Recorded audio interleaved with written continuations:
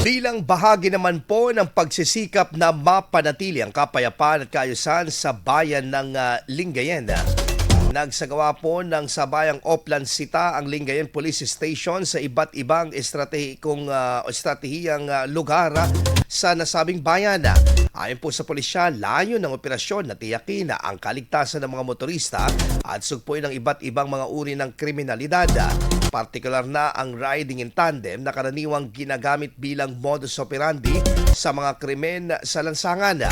Sa isinagawang Oplan Sita, binigyang pansin ng inspeksyon sa mga motorsiklo kabilang ang verifikasyon ng mga dokumento gaya ng ORCR upang matukoy ang mga posibleng nakaw na sasakyan at maibalik ang mga ito sa mga lehitimong may-ari.